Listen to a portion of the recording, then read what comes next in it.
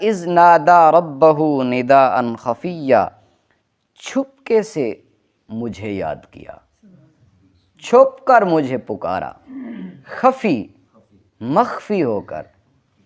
مخفی ایک ایسا ذکر ہے جو اللہ کو بہت پسند ہے۔ حضرت ابو موسیٰ اشعری رضی اللہ تعالی عنہ ارشاد فرماتے ہیں نبی کریم صلی اللہ علیہ وسلم کے ساتھ ہم سفر تھے۔ اللہ اکبر، کتنی خوش بختی ہے، سفر حضور پاک صلی اللہ علیہ وسلم کے ساتھ کر رہے۔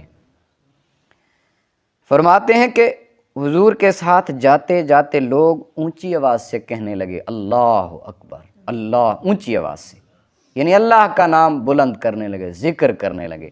تو میرے کریم آقا نے ارشاد فرمایا اے لوگو، اپنے ذکر میں نرمی اختیار کرو، اس لیے آپ اس کو پکار رہے ہو جو سمیع ہے اور قریب ہے، وہ دل کی بھی سنتا ہے۔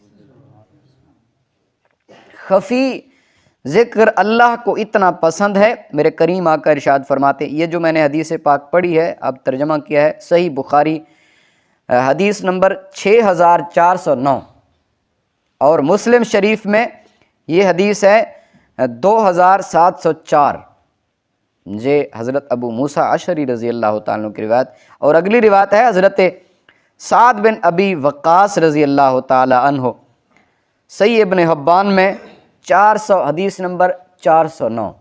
فرماتے ہیں حضرت سعد بن ابی وقاص رضی اللہ تعالیٰ عنہ، میرے کریم آقا نے ارشاد فرمایا کہ بہترین ذکر وہ ہے، بہترین ذکر وہ ہے جو آہستہ سے کیا جائے، جو آہستہ سے کیا جائے وہ بہترین ذکر ہے، بہترین رزق وہ ہے۔ حدیث مکمل ہوگی جب یہ بات عرض کروں گا۔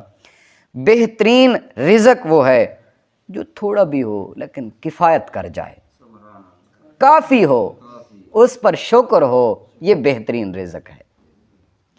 یہ نہیں کروڑوں اور خربوں اور اربوں کا ڈالروں کا مالک ہو لیکن شکر نہ ہو، سکون نہ ہو، تو یہ رزق فائدہ نہیں ہے۔ بہترین رزق اللہ کے حبیب نے فرمایا۔ حضرت انس رضی اللہ تعالی عنہ راوی ہیں، فرمایا کہ میرے کریم آقا نے ارشاد فرمایا، کتاب الفردوس الجامع الصغیر میں یہ حدیث بھی موجود ہے، کنز الامال میں بھی یہ حدیث موجود ہے۔ میرے کریم آقا نے ارشاد فرمایا، حضور کریم ارشاد فرماتے ہیں آہستہ دعا مانگنا، آہستہ یعنی وہ خفی کی بات ہے نا، حضرت زکریا نے اللہ کو مخفی چھپکے سے آہستہ آہستہ پکارا، تو جو آہستہ خفی چھپ کر اللہ کو پکارتا ہے، میرے کریم آقا ارشاد فرماتے ہیں آہستہ کے ساتھ دعا مانگنا 70 گنا زیادہ بہتر ہے اس دعا سے جو پکارا جائے بلند آواز سے، 70 گنا اس سے زیادہ بہتر ہے۔ تو اس لیے اللہ کے حبیب اللہ کو جب پکاریں تو اپنے من میں اس انداز سے پکاریں کہ ساتھ والے کو پتہ ہی نہ چلے اس کا رابطہ اللہ سے ہو رہا ہے، اس کا رابطہ، اچھا کسی دنیا دار سے کسی اور سے کوئی رابطہ کریں لوگ دیکھتے ہیں، لوگوں کو پتہ چل جاتا ہے۔